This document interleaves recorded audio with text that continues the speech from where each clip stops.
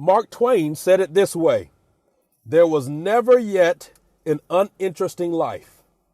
Such a thing is an impossibility. Inside the dullest exterior, there is a drama, a comedy, and a tragedy. Simply put, everyone has a story. I believe that too many people take theirs for granted.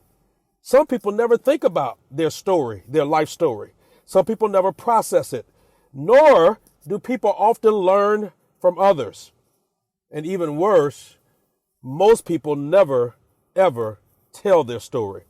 Over the next few weeks on the Wise Idea podcast, we are focusing on listening and learning from not just our life story, but from the life story of others and even those around us. We want to take our thinking about our own life story to another level. We want to have an appreciation for life in general and our lives in particular. It's hard, to fully appreciate parts of our life story, often while we're in the situations themselves. That's a thing called hindsight. One person said it this way: the historian is a prophet looking backwards. Arthur Conan Doyle of the complete Sherlock Holmes series said it this way: it is easy to be wise after the event. Oh, that's so good. Milan Kundera said it this way: we go through the present blindfolded. Only later, when the blindfold is removed and we examine the past, do we realize what we've been through and understand what it means. So simply put, we're going to evaluate our life stories. I ask you the question today: what is your life story?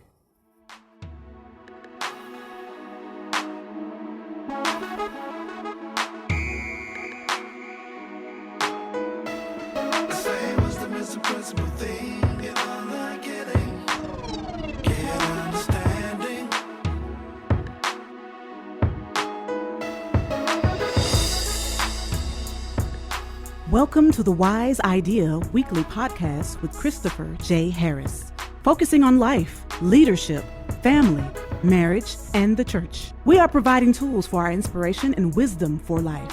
Our goal is to inspire everyday people to live wise lives. If you're new to us, we release a brand new podcast weekly on Thursdays. Thank you for tuning in for this week's episode. Here's our host, Christopher J. Harris. Hello, my friends. Welcome again to another episode of the Wise Idea Weekly Podcast with Christopher J. Harris. I am your host, and I'm so excited to have you tuned in with us for another conversation, another episode of the Wise Idea Podcast. It is my joy and my privilege every single week to join in with you in dialogue and discussion about things that make all of us better and make all of us wiser.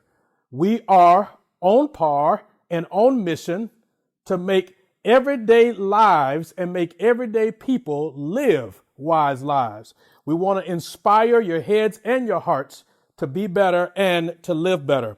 Well, we have been in this incredible series talking about life stories, and that is, we are learning from the stories of others. I'm so excited because next week we're going to have some guests on with us. The week after, we're going to have some guests on with us that are going to literally pull on every emotion that we have and inspire us in incredible ways. I'm excited because their story is going to be so insightful for all of us. Last week, we kicked off a conversation talking about a new book that just was released by Mr. Ron Williams, the former chairman and CEO of Aetna. He wrote a book called Learning to Lead: The Journey to Leading Yourself, Leading Others, and Leading an Organization. There was so much wisdom and so much insight gained from last week's conversation. Thank you to those of you that have followed up with me, that have checked in with me, that have shared with me that you were so inspired from the conversation last week. Today, I want to do a part two of the book, but more about Mr. Ron Williams and some wisdom that he shared in an interview that we're going to just pull a few pieces from that are going to give us even more wisdom on what it means to live our lives in a wise way, in a healthy way. He did this interview with Adam Mindler called Lessons in Leadership. Adam is the chief executive officer of the Vigilance Group, where he co-founded and oversees ventures across a wide variety of industries, et cetera, et cetera, et cetera. And so I just think that this interview had so much information in it. I didn't want to try to throw it at you last week. I think the conversation would have gotten a little long. I wanted to bring back this conversation as a part 2 to give us some semblance of being able to wrap our minds around the depth of the content that he shared. So I want to invite you, go ahead, get a pad, a pen, get your tea or your coffee or your water, have a sit down, or make sure you're tuned in. If you're taking notes on a device, make sure you got your notes app up on the device, because you're going to want to write some of this down. Adam asked Mr. Williams, how did you get where you are? What failures, setbacks, or challenges have been most instrumental in your growth as a leader? Listen to this response. He said, I view success as the progressive elimination of failure. I view success as the progressive elimination of failure.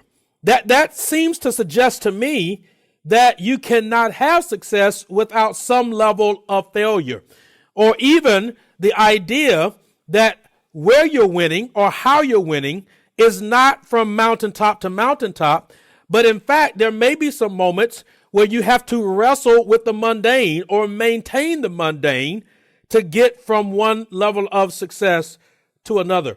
He goes on in that answer to suggest to us that as a part of our growth as a leader, we have to find what we are good at. We have to find what we are good at. I don't believe the notion. I don't buy into the notion that you can be anything that you want to be. I think that our grandparents, our parents, our mentors, our advisors meant well by making statements like that to us. They meant well. They really are trying to suggest to us that when we put our focus and our drive and our work ethic into high gear, they are trying to suggest to us that hard work pays off, and that in fact, when we pursue something, that often we can attain that and succeed in that. I want to simply edit that by suggesting that while that is true, we must find success in the thing that we are purposed for. We must find success in the things that we are wired for. As much as I would love to, I am just not going to be able at this point in my life to jump the way that Michael Jordan jumped. At this point in my life, I am not going to be able to really have a Grammy award winning album based on my singing. No matter how many lessons I take, I'm simply not wired for it. I believe that we have to do what we are wired to do and walk in purpose to do that. One of the ways that I talk about this is I simply ask the question, can a giraffe be an elephant? The answer obviously is no. Can a tiger be a small cat? The answer is no. Can a monkey be a pig? The answer is no. Why? Because of how they are wired, because of their DNA, because of their purpose. And I think it's so important for us as leaders, as influencers, to take time to evaluate that and to think about what it is that we are wired to do, find what we're good at, and then thrive in that. Not to settle, not to be aggravated that we can't do something else, but to be totally excited and reinvigorated and on fire about what it is that we are supposed to do and how we can do that really, really well. Adam asked Mr. Williams, in your experience, what are the defining qualities of an effective leader? Mr. Williams says, leaders need a clear and elevating vision for their organization. Leaders need a clear and elevating vision for their organization. Now, we can apply this across the board, because while leaders may need a clear and elevating vision for their organization, people need a clear and elevating vision for their lives, Families need a clear and elevating vision for their homes. You can associate this across the board, that we all need a clear and elevating vision. I love what the Bible says in the book of Proverbs, the book of wisdom. In Proverbs 29, it says that without a vision, the people run wild and without restraint. Without a vision, without a clear revelation from God, the people run wild and without restraint. I have found that in my own life, that at points when I've lost sight of the vision, at points when I've lost sight of what it is that I'm working towards, or even when I have a vision, but the vision is not big enough that motivates me to keep pushing and thriving and excelling, I can find myself busy doing all kinds of other things. I love how he expanded on this point, Mr. Williams, that is. He says shareholders for an organization or a business might get excited about 15% EPS growth, but people in the organization are often more interested in feeling like they are changing the world. This requires the ability to communicate at all levels of the organization. He says leaders also need the ability to develop and lead teams. Now, before we get into that, I think it is critically important for us to be able to clearly articulate what our core values are, to clearly articulate what we are working towards. What is the vision that we are trying to accomplish? What is it that we are wired to do? And then how do we do that well? Because when you say yes to something, you are automatically saying no to something else. And it is critically important that we recognize that it is okay for us to have those things that we say no to so that we can then manage our time better and manage our talents better. Of course, this helps us to be focused and on par and on mission to what we're working towards. So he says leaders also need the ability to develop and lead teams. They need to select and recruit and hire the right people to create a high-performing team. It is critically important as leaders that we have the right teams around us. Even if you are not leading an organization as a person, it is critically important that you evaluate the circle that you have. I don't buy into the notion or the argument that everybody is a hater and that everybody has haters. While we may have some distractors in our lives, I believe that we actually have more helpers than we have haters. And it is important for us to think about how those folks can assist us. Not that we use people, we use things and we develop relationships with people, but it is important for us to recognize and then understand how we utilize these relationships to accomplish what we are wired to accomplish. Mr. Williams summarizes his final component of this answer about defining qualities of an effective leader by saying, number one, he says that you need a clear and elevating vision for your organization. Number two, he says that you need the ability to develop and lead teams. But I love this. He says, thirdly, my personal view has always been that leaders need to be able to have their head in the clouds, their feet firmly on the ground, and the intuitive ability to know when they need to be strategic and when they need to be in the weeds, helping the team to dive into a difficult problem. You and I both have probably all dealt with a leader that at some point in time or another did not have the attention span or the wherewithal to know in this moment it is important for you not to be 30,000 or 40,000 feet in the air, but in fact, I need you to get on the ground with me and let's work through some of these details. It is in the details that sometimes we get bogged down and disappointed. Oftentimes in our own lives or in the lives of our organizations that we are influencing, when we don't manage the details well, it is the details, as someone once said, it is the small crumbs that clog up the drain. So we've got to be able to pay attention to the details because it is the details that help in their smaller pieces to develop the big idea, the big picture that we're working towards. Somebody's got to be there to manage those details. He goes on to say, in conclusion here, that the best leaders create the cultures where their employees both want to work and be successful and that positively contribute towards a high-performing organization. In a book that I read just a few months ago called Collective Genius, they talk about Pixar and a few other organizations that have created an environment where the employees, the team members, feel comfortable in bringing their unique genius to the organization And it's an environment created where collectively everyone can bring their slice of genius for the entire organization to win. I want to invite all of you that are listening to this to think about that idea that as leaders and influencers, work to create an environment where your people feel comfortable in thriving where they are. Adam asked Mr. Williams, how can leaders and aspiring leaders take their leadership skills to the next level? And Mr. Williams responded this way. He says, a favorite theory of mine is this: strive to be 15% better every year. It's a big enough number to force you to create a meaningful improvement for yourself. He says, I set out guidelines for improvement every year. One example is continual learning. Where can I continue to gain new knowledge? I love this. He says, you can open yourself up to experiences outside of your organization or industry, and then think of how you can apply that to yours. Find a business, he says, of any size that is different than yours and spend time learning how they do things. If you're a leader, make it a priority to help plan these events for your team. Discuss what you've learned. Did you notice any activities or practices that were relevant to the work that we do? Are they serving customer needs that we've never thought about, but that our customers might also share? Are they creating forms or approaches of value that we could create as well?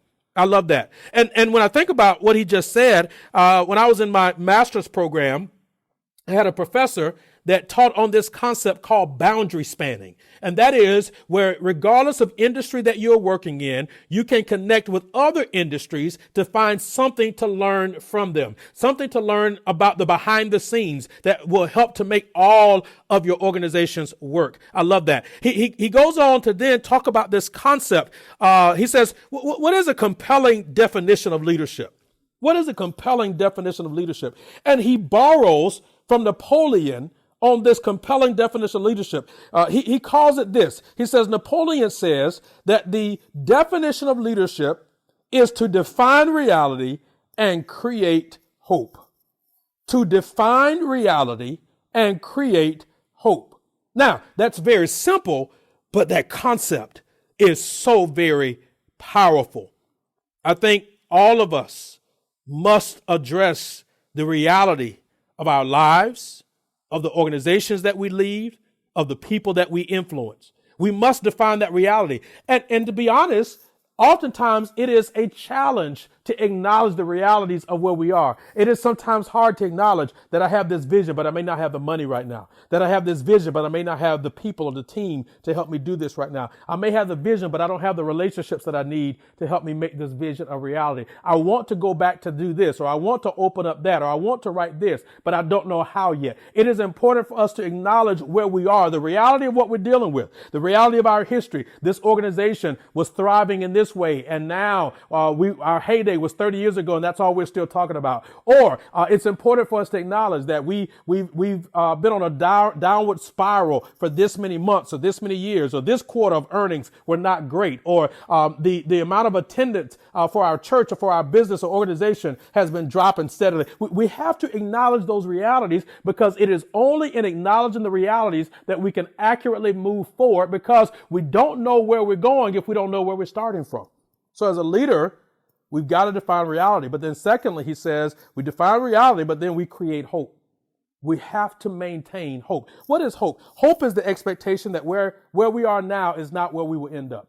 Hope is this notion that things will get better. Oftentimes, people are dealing with all kinds of mind and emotional issues at the core, often because of a hope reality. We have to raise our level of hope. And I love there's this verse in the Bible, and you know, I'm a preacher, so I have to quote the Bible. In Romans 15, it says that we can never lose hope because we serve the God of hope. That's Romans 15:13. And I just believe that we have to be able to kind of push through the forest, if you would, push through the fog of the moment and walk through this place, that we don't lose hope. As a leader that influences organizations and influences people, we have to give people hope that they will get to the vision, that where we are may be difficult, it may be tough, but we can actually get there. That there's a path forward. That's what hope is. That there literally is a path forward. I love as Mr. Williams expounds further on this idea of defining reality and creating hope and striving to be better as a leader and doing some boundary spanning and learning from others, he goes on and he builds on that concept and he says, exceed your job description. Exceed your job description. We live in a culture, y'all, where so many people do the minimum to get by. Nobody really embraces the idea of sacrifice anymore. Today, I want to challenge you, exceed your job description. Pick a job where, he says, all things being equal, the risk is higher. You will likely face greater challenges and learn the most.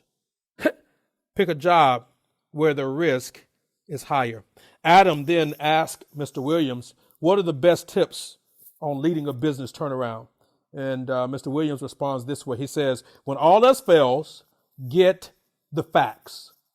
When all else fails, get the facts. He says, in many tough circumstances, many times decision-making for a leadership team can be difficult. Sometimes you need to call a timeout and ask for the facts.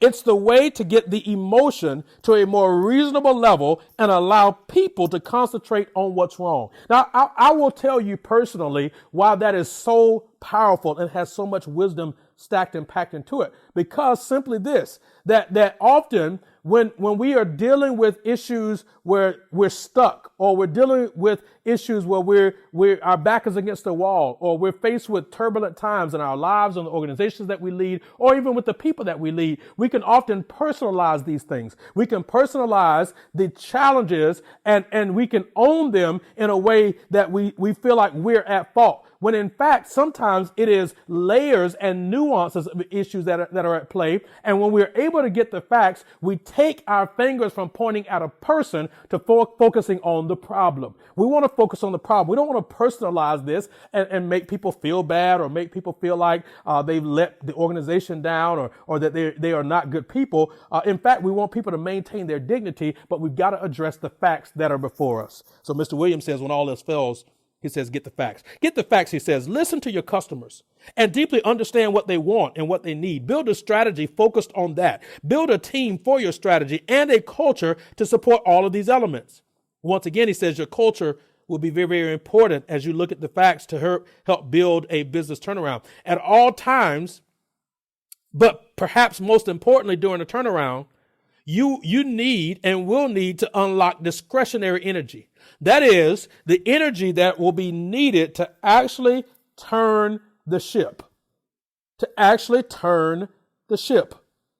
When you're trying to turn a business around, an organization around, when you're trying to turn your life around, it requires great energy. It requires great energy. And it is best that you have others that are turning the same way so that when you put all of your energies together, everybody's working towards the same goal. Adam asked Mr. Williams, what is the best advice you have on building and managing and leading teams? And I love this. He says, I am a proponent of creating positive high performance cultures. I don't mean easy cultures, but rather cultures based on a consistent set of values, such as respect for people and clear expectations for accountability. I have been in negative high performing cultures. He says they can work, but generally not for long. I believe the CEO has the most important role in creating the right culture for their enterprise, including demonstrating the elements of that culture on a daily basis. It's important to build your team, your leadership team, with people with complementary skills and styles. Communicate constantly to help them connect your vision for the company and their personal goals and desires so that they are willing to go along on the journey. And be clear, he says, always on your expectations. I don't need to add anything to that. I think it speaks for itself. He says it's not going to be an easy culture, but in fact, something that is worth building often takes time and more work. What are the three things anyone can do to develop as a leader, he was asked. And here are the three things that Mr. Williams gives in this interview that he gives us today through the interview. Number one, he says, reject stereotypical thinking. Don't allow others to determine who you are as a leader. Set your own style and realize that many different leadership styles can succeed, and don't accept stereotypical thinking or comments regarding others. He says, reject stereotypical thinking. Number 2, he says, take a risk. When 2 jobs are of equal importance, but one has greater risk, take the one with the greater risk. You will face bigger challenges and you will learn more. Number 1, reject stereotypical thinking. Number 2, take a risk. But then I love this last one. Number 3, he says, be patient, but also be the best that you can be. Those don't have to be oxymorons of each other. They don't have to be opposites of each other. Be patient, but also be the best that you can be. So many times he says, I see young leaders and young people in particular frustrated with their pace of advancement. Being willing to succeed in your roles sometimes takes time, and in fact, requires you to knock the cover off of your current job description while you wait for success to show up. Oh, this is so good. This is so good. He says, number 1, reject stereotypical thinking. Number 2, take a risk. But then number 3, pace yourself. Be patient, but also be the best that you can be. He closes this interview by simply quoting one of his favorite quotes. And I love this. This is how we're going to land the plane today. He says, the price of success is eternal vigilance. In what areas of your life have you not been vigilant? In what areas of your life have you not managed your resilience? In what areas of your life have you not kept going when you should have kept going? In what areas of your life did you give up too soon? What regrets do you have about not even trying? Some of you, I want to challenge you today that fear may not be a bad thing. Sometimes you actually have to do it afraid. Sometimes you have to take the risk, take the leap, take the jump while you are afraid of what may happen. When you get the facts, when you've checked with your circle, when you've bounced the idea off of individuals, when you've allowed the seed of your idea to be nurtured in the ground of patience and diligence, when is it time for you to actually pull the trigger? When is it time for you actually to make it happen? I believe that sometimes our challenge is that we are not resilient enough to actually become all that we are wired to become. It doesn't happen overnight. This is not really a microwave situation. This is a slow cook, a slow cooker, a crock pot approach. I believe in you. I believe that you can be all that God has wired for you to be and all that you were born to be. I believe that there are great things inside of you and in front of you, but I also believe that it requires diligence, patience, work, a work ethic, strong values, and a notion of not living life on an island. If you're listening to this right now, I want to challenge you. Put your hands on yourself, on your heart, and tell your heart, we can do this. I want to end today's episode by inviting you to join us back next week as we continue this series talking about life stories. It's going to be an incredible, incredible, incredible journey as we continue to hear the stories of others. Next week, our guest, I'm excited to bring them to you for you to glean some more from the life stories of others.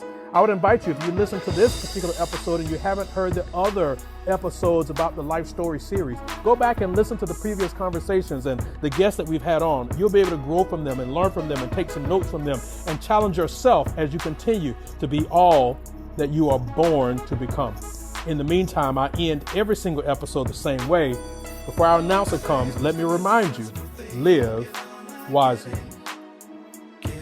Thanks again for joining us on another episode of the Wise Idea Podcast with Christopher J. Harris. We hope you enjoyed our time together. If you did and would like additional resources and information, you can find the previous episodes, show notes, featured guest information, and more at www.thewисeideapodcast.com.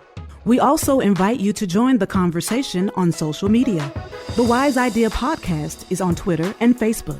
Find us at The Wise Idea and at our Facebook group, The Wise Idea Podcast.